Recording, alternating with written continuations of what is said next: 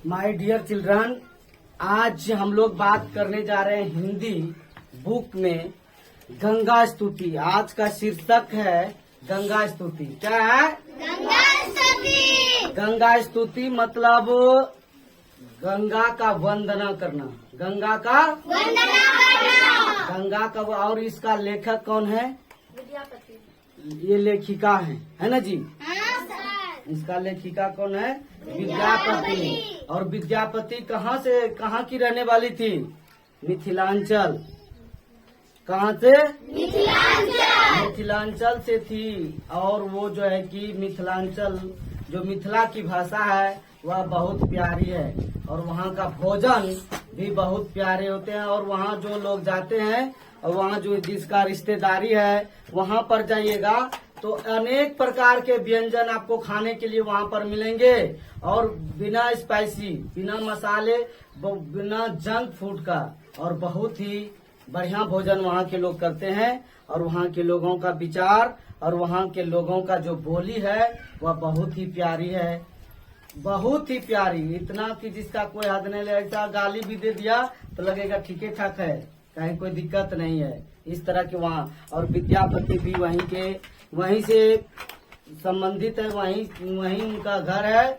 और वो जो है कि गंगा के बारे में क्या बोलती है कि गंगा देखिए, बड़ सुख सार पाउल तु तीरे, छोड़ी तनिकट नयन बहनी रे, कर जोरी बिनमाओ विमल तरंगे, पुन दर्शन होए पुनमति गंगे, एक अपराध क्षमा मोर जानी, परसल माय पारू तु पानी, की कर तब जत जप जोय धयाने, जन्म कृतारथ एक ही सनाने, भनई विद्यापति समदौ तोहि, अंत काल जन बिसरहु मोहि।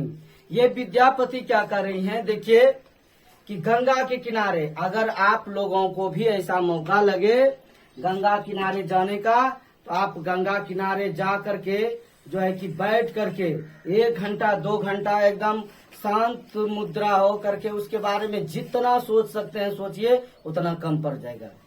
नहीं तो कभी अगर मौका लगे, गर्ल्स के लिए नहीं बोल रहा हूँ, इन्हें के एकांत में जा करके जाना, वहाँ बस कुछ भी हो सकता है ना जी। और अगर ऐसा भी नहीं, अब आप परिवार के साथ जाना या जहाँ भी है तो अपने परिवार के साथ जाकर के गंगा किनारे देखना और अपने दिल और दिमाग से गंगा के बारे में और इस प्रकृति के बारे में बात करना, तो आप जितना ढूंढोगे उतना ही खुलते चले जाएगा।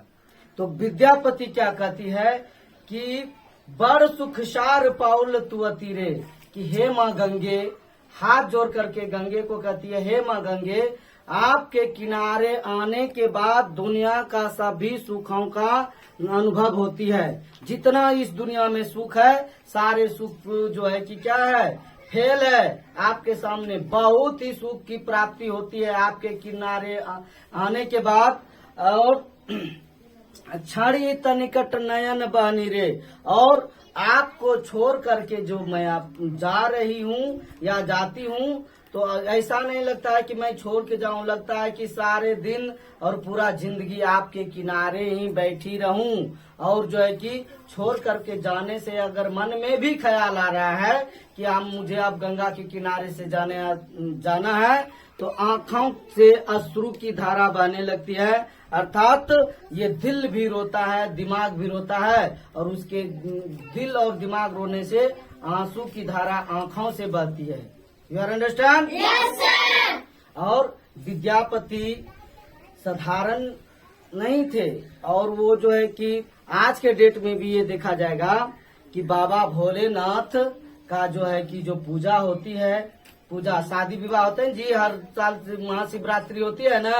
Yes sir. खाली हम लोग शिवरात्रि मना लेते हैं, लेकिन जहाँ से विद्यापति बिलोंग करती है वहाँ के लोग, अर्थात जनवरी माह में इतनी कपकपाते हुए ठंड होती है, माघ महीना वो होता है, और माघ महीना में मिथिला के लोग जो है कि वो जो है कि मौनी अमावस्या जिसको बोलते हैं, मौनी अमावस्या में वहाँ के लोग जो है कि हम लोग दो दो रजाई ओढ़ करके घर में रहते हैं और वहाँ से मिथिला से लोग आते हैं मौनी अमावस्या में सुल्तानगंज घाट पर, और वहाँ पर जो है कि लाखों श्रद्धालु आते हैं और दो दो दिन तक गंगा किनारे जो है कि अपना गंगा का स्तुति करते रहते हैं। 2 दिन 4 दिन तक लगातार होते रहता है, नहीं तो माघ महीना में, जनवरी महीना में देख लेना।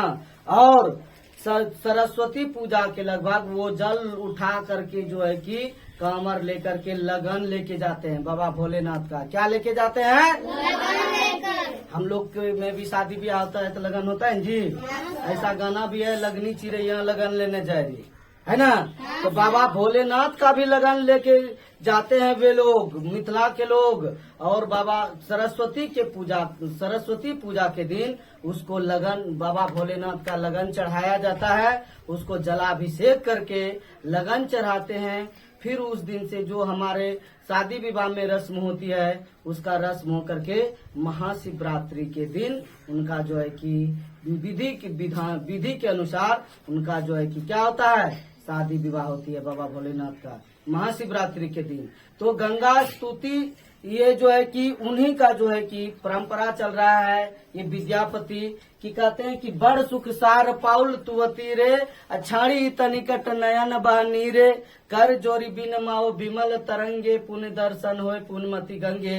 हे माँ गंगे, मैं आपके निकट आकर के बहुत इस दुनिया का सारे सुख का अनुभव प्राप्त करती हूँ, लेकिन आपके किनारे से जाने के बाद मुझे हमारे आँखों से अश्रु की धारा बहती है। एक अपराध क्षमब मोर जानी, परसल माय पारू तू पानी। कि एक अपराध हो जाता है मैया, इसके लिए मुझे माफ कीजिएगा। कि एक अपराध, जैसे कि हम लोग मंदिर जाते हैं तो मंदिर में जो है कि सीढ़ी चढ़ने से पहले ही देवताओं को प्रणाम करते हैं कि हे भगवान, मैं बस मेरी जिंदगी आप समझिए कैसे क्या होगा, बस मैं कुछ नहीं जानता इसके सिवा, मैं कैसे जीऊंगा ये जिम्मेवारी आपकी है। तो पहले हम प्रणाम दूर से ही करते हैं। लेकिन गंगा किनारे जाने के बाद क्या होता है कि सबसे पहले हम अपने पैर को ही गंगा को मारते हैं, गंगा से टच हो जाता है। तो सबसे पहला हम गंगा मैया को प्रणाम करेंगे, क्या अपने पैर से ही उनको ठुकरा देते हैं। ऐसा कभी किए हैं कि आप पहले ही लेट करके दूर में ही गंगा मैया को प्रणाम किए हैं? ऐसा आप अगर मौका मिले आपको तो ये करके देखिएगा कि आपको छूने से पहले गंगा मैया का जो तरंगे हैं आपके पैर तक आ जाएंगे।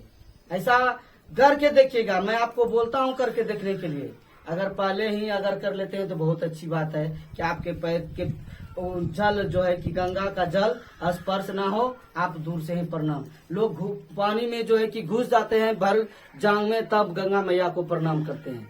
तो देखे है ना जी, इस तरह से होता है कि यही विद्यापति कहते हैं कि बर ये एक अपराध क्षमब मोर जानी, परसल माय पारू तू पानी। कि एक अपराध जो है कि सबसे बड़ी जघन्य अपराध हो जाती है कि मेरा पैर आपको प्रणाम करने से पहले ही मेरा पैर जो है कि आपके जल में टच हो जाता है, जिसके कारण ये सबसे बहुत अपराध है।